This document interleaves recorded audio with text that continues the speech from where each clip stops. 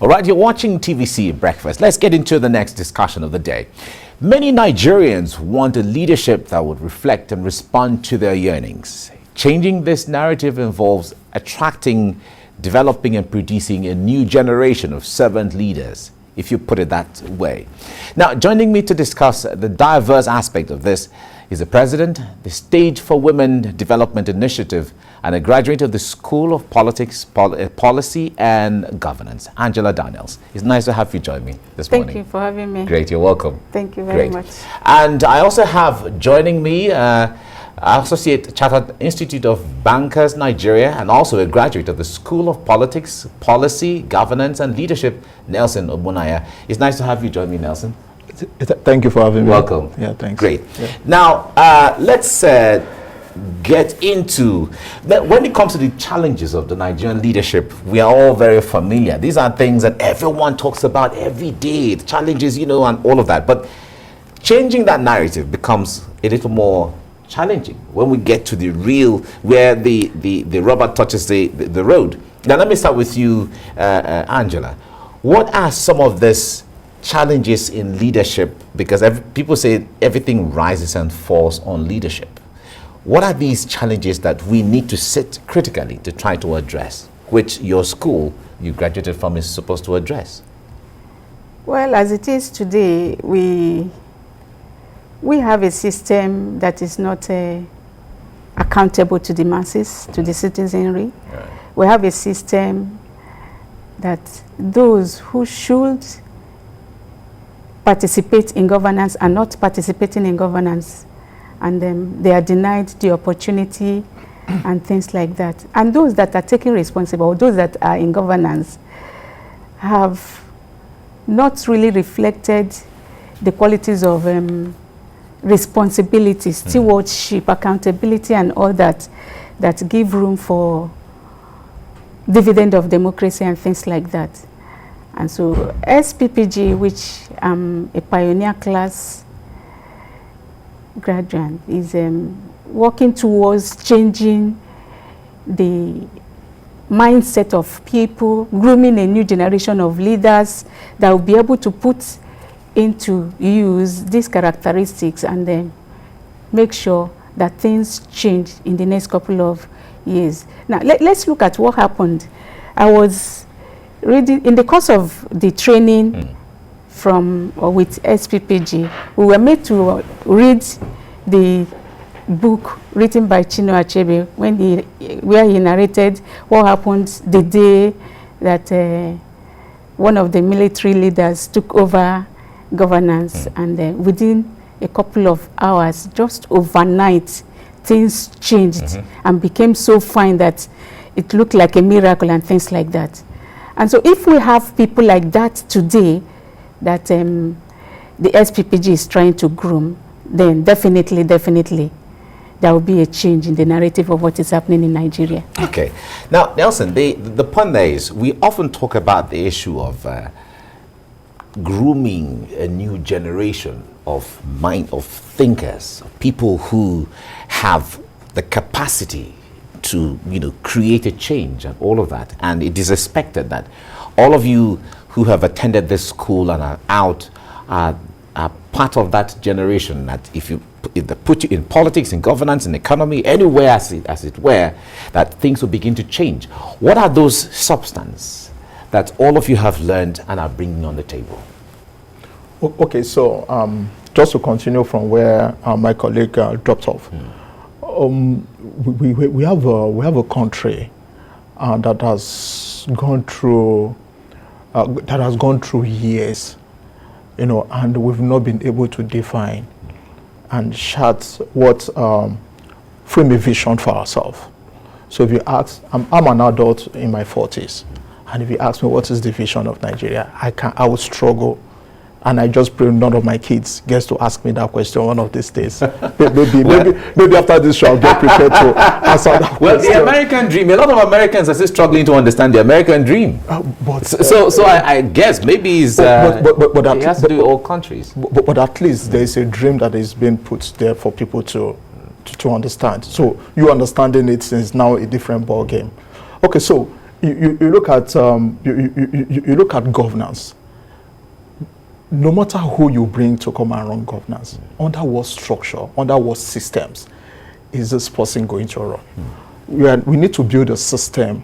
We need to build a system that rides on the vision of the nation. That rides on the vision of the nation. We need to build a good system. Will ensure that we have the right monetary and fiscal policies to drive development. It will ensure that we have a level playing ground. We have a participatory level of governance. So, as the new leaders, as like SPPG is raising the new set of a pool, a massive. So SPPG intends to raise a massive pool of 21st and future leaders. And we are riding on the fact that the kind of leaders we need in this country, everywhere, needs to have character. Those are strong principles. You need to have character. You need to be compassionate. You need to demonstrate competency in solving complex problems. And you must also have capacity and have courage. Have courage to do the right thing at every point in time. Just like she said, there was a change in government, and just overnight we understand that civil servants were at their desks at 8 o'clock, and traffic suddenly disappeared. So that speaks to the character of that leader that came in at that time. Thank you. All right. Now, Angela, the point there is he talked about the issue of character being one of the strong ingredients. And when we mention servant leaders, for instance, of course, every Nigerian would like a servant leader. You're leading me, but you respect me, and you show empathy with me, and you carry me along, and you give me some regard, and you do whatever you have to do to ensure that I succeed, and all of that. Let's talk about the issue of character. Character, of course, it doesn't pop out of the skies for people. People build their character over time, whether right or wrong. But if we're talking about character in leadership that would direct and galvanize Nigerians in the right direction, how do we begin to imbibe this character that we are talking about? Well, the School of Politics, Policy and Governance has opened us up to what character should be if we have to think of becoming leaders and things like that. Having respect for societal and cultural rules, the position of standards for correct behaviors. There are things that are expected of every leader. There are things that people who claim to be in leadership are not expected to do. And if you do them, it means you are showing bad leadership. And that is why we are talking about changing the narrative. So the graduates, the pioneer class of SPPG this time around have been made to imbibe these characters. Now, if we're talking about character, it's not just character. There are 5 C's that combine to make up the individual. Just one. Character is just one of them. Okay. Then we have competence, we have capacity, we have courage, and we have compassion.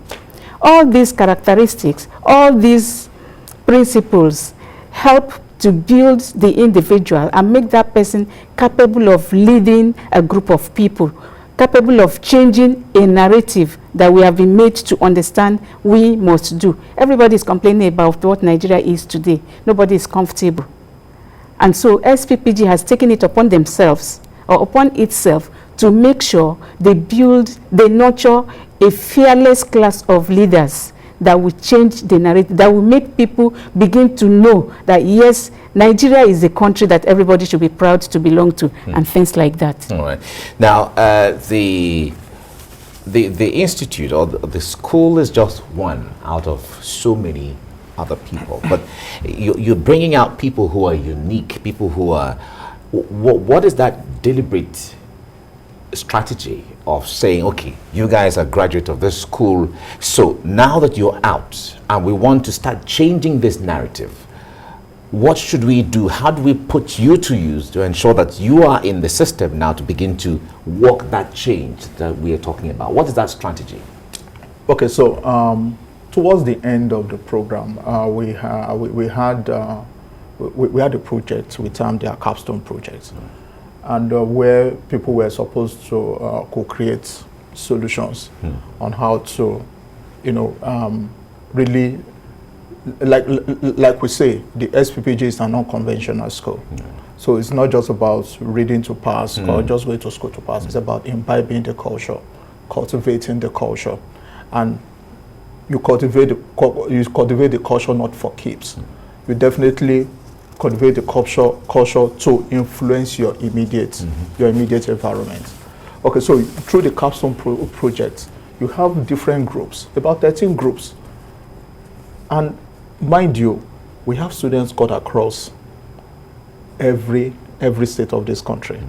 The students were well selected to cut across every state of this country. Different industries. I'm a banker. Different industries. We just have to have a voice in every environment we find ourselves. And part of the strategies is, amongst us, we have people that are seeking, that have aspirations for elective positions. Some of us want to be, just want to be part of advocacy groups. Some of us just want to educate the citizenry to their responsibilities towards the nation, because we can blame everything on leadership, but everything boils out from the citizens, because a leader will always come from amongst us. Will emerge from there. From amongst us. You understand? So the strategy is about educate people around you. For instance, the people around me, people within my spheres of influence, how am I educating them towards their responsibilities as a citizen, as much as going to get your voters cards? I belong to a group on WhatsApp. Once we come and start arguing, and I'll just drop a message, how many of you have your permanent voters cards? And those are ways you can influence people. It's not just being at the forefront of leadership. A lot also lies on the support system. From the pool where we source our leadership from. So we need to educate people. Those are part of our strategies through advocacy, through a lot of programs. Like we have programs for the schools, like the group where I belong. We just adopted a couple of secondary schools where we have gone to have civil educations with. Just to shock you a bit, I was at a secondary school in a part of this Lagos, and I asked an SS3 student, by the time you become 18 and you get your PVC, what will you do with it? He said, I'll make money with it. And I felt so sad. That's an SS3 student. That means that there's a whole lot that needs to be done, even at the grassroots, even at the creating a reorientation. Exactly, creating a reorientation. I grew up listening to jingles like "Me, I love my country." Oh yeah, you get that. I remember. And you don't get all that again. Those are part of our strategies, awakening the national consciousness in our citizenry, making people to be aware that we have a part to play. If I decide to stay in the comfort of my office, just doing my debit and credit every day, and on election day I just decide to stay in and the good thing is that PACN or the electric company will give you power on that day. Your AC will be working and your data will be working. If I just decide to shut away, those people that are involved in politics are going to produce a leader that will be formulating policies that will be affecting my industry. So we need to participate, we need to drive the awareness, and we need to educate people within our spheres of influence. Thank you. I like the way you put it. Now the point there is, not everyone must necessarily be in partisan politics as it were, but wherever we find ourselves, we can be making that change. For instance, Angela is the president of the Stage for Women Development Initiative. Now that you've gone to this school, you are now equipped with how politics work, how governance work, how leadership work. How do you intend to begin to imbibe those ingredients into using your State for Women Development Initiative to create that change? Yes, we are stepping down the training that I received, the knowledge, the skills. I'm stepping it down to the women's groups. Okay. Because if you check all the years, we have been made to understand women are or form the larger percentage of people that go to vote and things like that. So if people understand, if women understand their roles and know And what even the exactly power and that the they power have. that they have, then they will utilize it effectively for the change we are looking for and things like that. So we are doing programs to make sure we step down this culture to the grassroots and all that. What we need much more is money to do what we are doing. Right. Yes, because it's really not an easy work. We have representatives, coordinators at different levels, zonal coordinators at the 6 geopolitical zones. We have state coordinators, we have senatorial districts and all that. We are stepping down to the ward level, and but it takes money and Yeah, things but like the that. point there is, when you talk about money, there are people who are ready to be volunteers the moment they buy into your idea. They are ready to work with you without even taking any money. In fact, there are people who are ready to contribute to your idea. What do you think about that?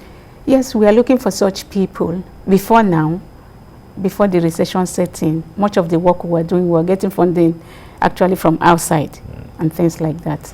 What we had is a change of, the economic whatever that affected practically every country in the world. And so funding from outside hasn't really been coming in as such.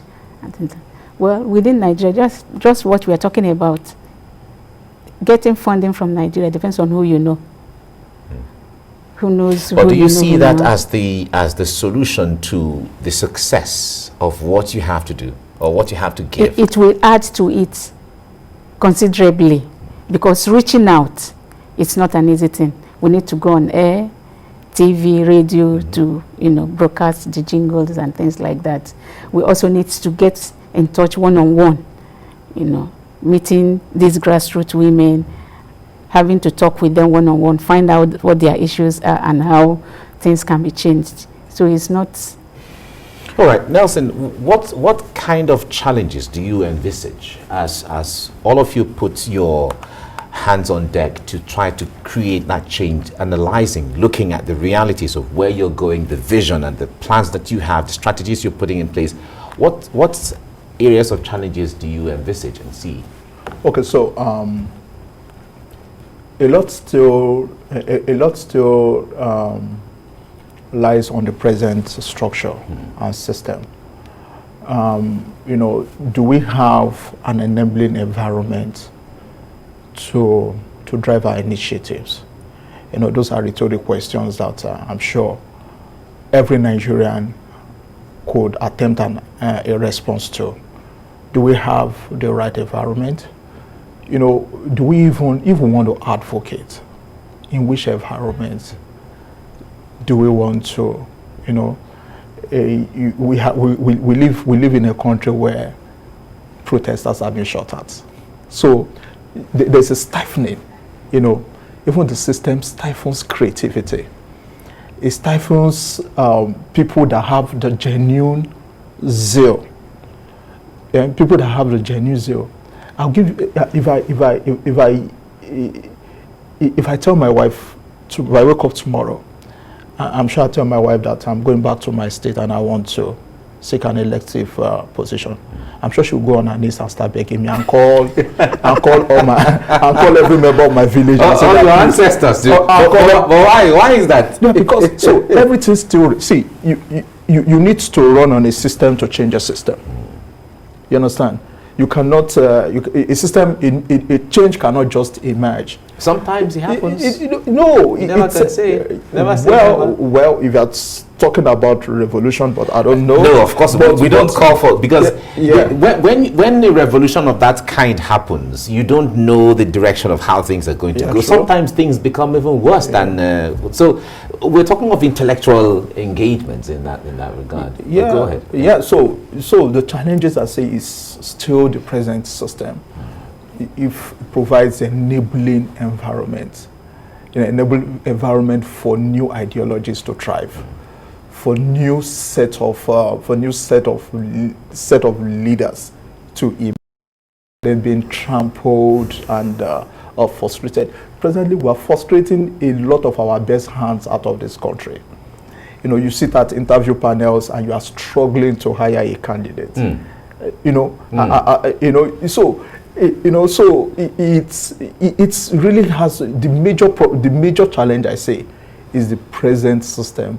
Will it allow, to what extent will it allow, for the innovation that the new generation is bringing on board? Of course, what happened to cryptocurrency. I'm not here to discuss that, but those are just part of the initiatives that the youths have brought to the fore, and we've seen how the older generation have been able to play around it. So everything still lies around government policies, how they've been able to open up the environment to accept innovations and changes. That is the major challenge, I say.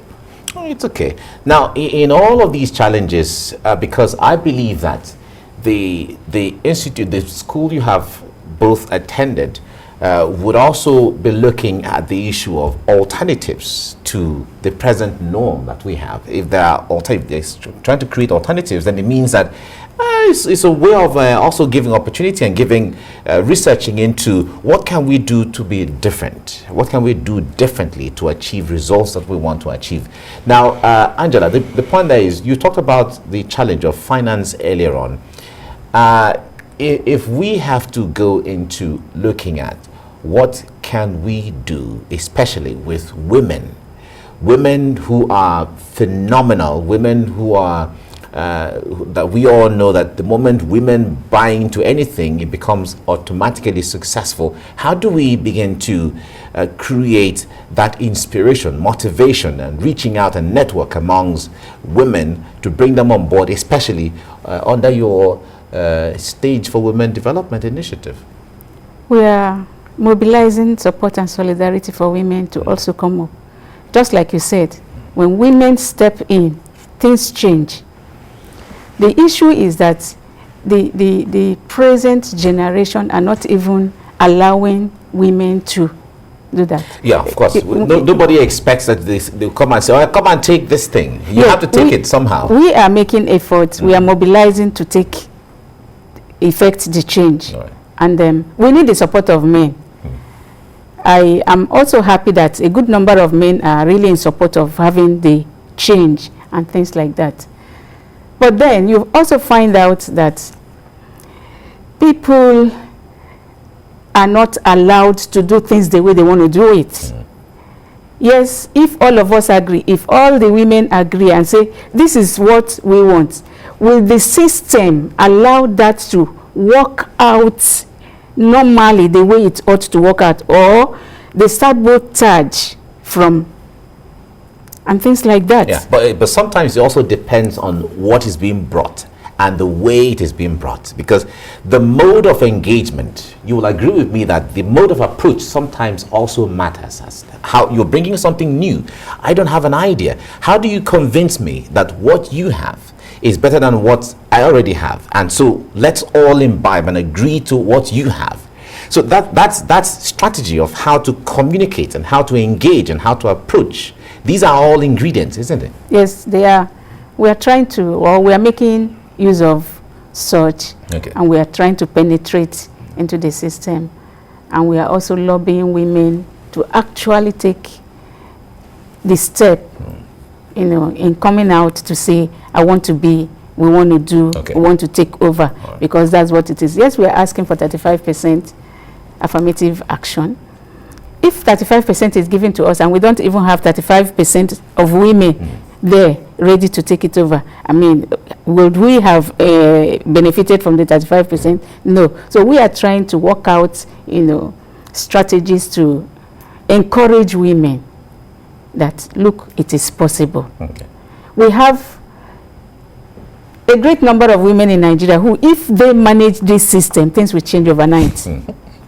But they are afraid one way or the other. Is it just because they are women or because they have capacity? They have capacity. Because there are women who have capacity. That's what I'm talking about. Right. I'm talking about women who have capacity. We have them. But one thing we need to understand, for somebody will say, women who can do. You see, there are 1,001 women who can do, but because of the experiences of previous attempts that women tried and got disappointed, these women with capacity are not ready anymore to take chances. All right. So my plea is that any woman that steps out should get the support of everybody, both men and women. All right. You talked about the issue of courage earlier as one of the C's in all of the character things you talked about. So that courage is needed, and we need to see that courage play out. Thank you so much, Angela Daniels, for coming on the program this morning. Thank you very much. Thank you very much. And Nelson Obunaya, thank you very much for coming. You're welcome. Thank you. Right.